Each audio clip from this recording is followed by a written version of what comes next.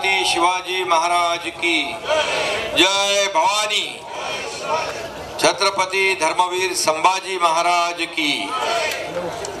सर्वप्रथम राजमाता जिजाऊंना मानाचा मुजरा करतो आणि आजच्या या शिवजयंती उत्सवाला उपस्थित आपले लोकप्रिय मुख्यमंत्री देवेंद्र फडणवीस जी, आपले उपमुख्यमंत्री अजितदादा पवार जी, आपले मंत्री सांस्कृतिक विभाग आशिष शेलार, आपला आमदार शरददादा सोनावणे, अतुल बेनके, आशाताई बुचके, व्यासपीठावरील सर्व सन्माननीय मान्यवर आणि सर्व उपस्थित शिवप्रेमी बंधू भगिनी, लाडक्या बहिणी, लाडके भाऊ, सर्वांनाच खूप खूप शुभेच्छा। आणि आपल्या सगळ्यांचा आराध्य दैवत हिंदवी स्वराज्य संस्थापक छत्रपती युगप्रवर्तक छत्रपती शिवाजी महाराजांना कोटी कोटी वंदन करतो। ज्या भूमीवर शिवरायांचा जन्म झाला तिथे सर्वप्रथम शिवरायांचे पाय लागले, त्या ठिकाणी आपण आज उभे आहोत। ही भावनाच अतिशय वेगळी आहे आणि अतिशय रोमांचकारी आहे। खरं म्हणजे हिंदू धर्मात 3.5 मुहूर्तांना महत्व आहे, परंतु तमाम शिवप्रेमींसाठी या 3.5 मुहूर्तांपेक्षाही शिवजन्माचा मुहूर्त सर्वात अनमोल आहे असं म्हटलं तर वावगं ठरणार नाही। ज्यानं मराठी अस्मितेला, मराठी स्वाभिमानाची ठिणगी पेटवली, त्या शिवप्रभूंच्या जयंतीसारखा दुसरा शुभमुहूर्त असू शकत नाही। जिथं गवताला भाले फुटतात ती शिवनेरीची पवित्र भूमी आहे। महाराष्ट्र धर्म जिथे जागला ती शिवरायांची भूमी आहे। महाराष्ट्राचा देव जिथे वास करतो ती महाराष्ट्राची देवभूमी आहे। त्या शिवनेरी, त्या देवभूमी शिवनेरीची माती कपाळाला लावून आपण सगळेजण संकल्प करतो की शेवटच्या रक्ताच्या शेवटच्या थेंबापर्यंत या महाराष्ट्राच्या विकासासाठी आम्ही संघर्ष करत असतो। शिवछत्रपतींच्या तलवारीने कोरून काढलेले स्वराज्य आपल्याला मिळाले। या महाराष्ट्रात शिवरायांना अभिप्रेत असलेले स्वराज्य निर्माण व्हावं यासाठी आमचं महायुती सरकार कटिबद्ध आहे। आमचे सर्व सहकारी, आमची सर्व टीम आजवर कल्याणकारी राज्यासाठी प्रयत्न केले आणि यापुढे प्रयत्न करत राहतील असा विश्वास या ठिकाणी व्यक्त करतो। शिवाजी महाराजांच्या या गडकिल्ल्यावर जेव्हा जेव्हा आम्ही कधी येतो तेव्हा तेव्हा एक वेगळी ऊर्जा मिळते, प्रेरणा मिळते। शिवरायांचे किल्ले फक्त आपल्याला पाहायला आवडत नाहीत, आवडतात असं नाही, तर ते शिवरायांचा आणि मावळ्यांचा पराक्रमाचे साक्षीदार आहे। देशात आणि विदेशातही या गडकोट किल्ल्यांची लोकप्रियता आहे। छत्रपतींचा जन्म झाला तो हा शिवनेरी, स्वराज्याची राजधानी रायगड, अनेक गडकिल्ले हे आपले प्रेरणास्थान आहे। हे किल्ले दगडमातीचे असले तरी त्यांच्या शिवरायांनी आणि त्यांच्या हजारो मावळ्यांनी प्राण फुंकले आहेत। हे गडकिल्ले एक इंजिनिअरिंग मार्वल आहे।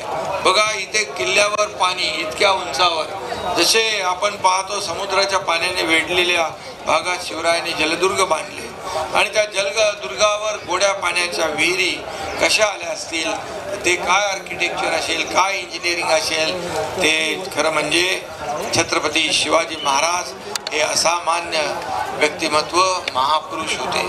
आणि म्हणूनच आपल्या महाराष्ट्रातल्या 11 किल्ल्यांचा प्रस्ताव युनेस्कोकडे गेला वर्ल्ड हेरिटेजसाठी, त्यात आपला शिवनेरी किल्ला सुद्धा आहे, हे देखील आपलं भाग्य आहे।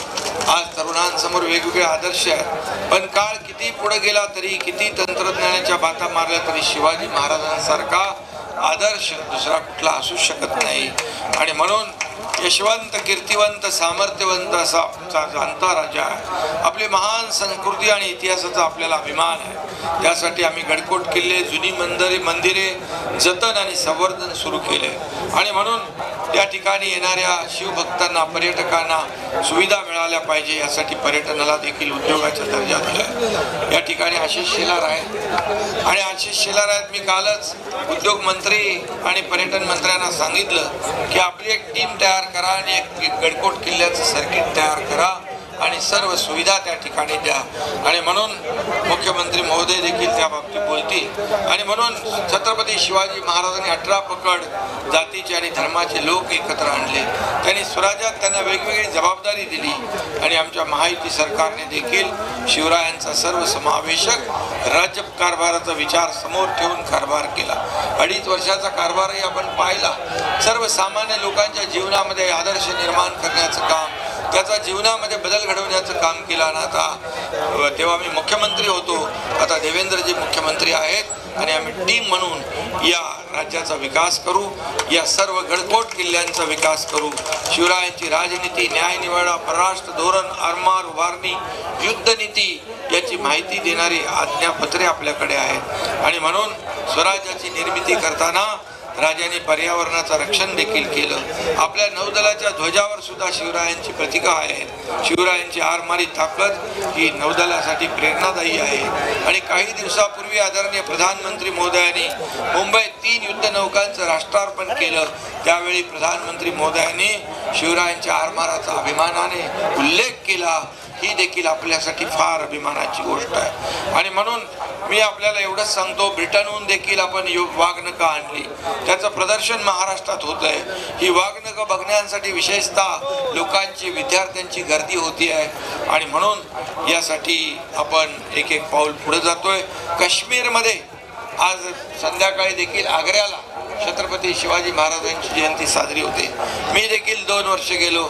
आज मुख्यमंत्री देवेंद्रजी देखील तिथं उपस्थित राहणार आहे. आणि म्हणून त्याचबरोबर रशियामध्ये, जपानमध्ये, लंडनमध्ये, विदेशात देखील छत्रपती शिवाजी महाराजांची जयंती आपले लोक साजरी करतात. काश्मीरमध्ये देखील भारत पाक सीमेवर कुपवाडा या ठिकाणी आपल्या लष्कराने अश्वारूढ पुतळा उभा केला होता. त्याच्या उद्घाटनाला मी गेलो होतो. आणि त्या पुतळ्याच्या तलवारीचं टोक पाकिस्तानकडे होतं. म्हणजे पाकिस्तानने देखील हिंदुस्थानकडे डोळे वटारून पाहण्याची हिंमत करू नये असा एक संकल्प आणि संकल्पना त्यामध्ये होती. आणि म्हणून मगाशी तुम्ही सगळे निवेदनं दिलेले आहेत. मुख्यमंत्र्यांनी सांगितले, अजितदादांनी सांगितले, सगळी तुमची कामं इथं होतील, कमी काही पडणार नाही. कारण ही शिवनेरी आहे, इथं कुठेही काही कमी पडता कामा नये. ही शासनाची जबाबदारी आहे. आणि म्हणून या महाराष्ट्रामध्ये या ठिकाणी एक सर्वसामान्यांचं सरकार, एक सुवर्णयुग आल्याशिवाय राहणार नाही. शेवटी या पवित्र भूमीला स्मरून एवढंच सांगतो, गडकिल्ल्यांचा इतिहास आमचा, लढवयांची आहे भूमी, अभिमानाने आम्ही सांगतो. छत्रपतींची जन्मभूमी ही, स्वराज्याची मुहूर्तमेढ तू रोवलीस या मातीमध्ये, अनंत जन्मे गरजत राहशील तुझ्या कीर्तीची यशोभूमी ही. जय हिंद, जय महाराष्ट्र.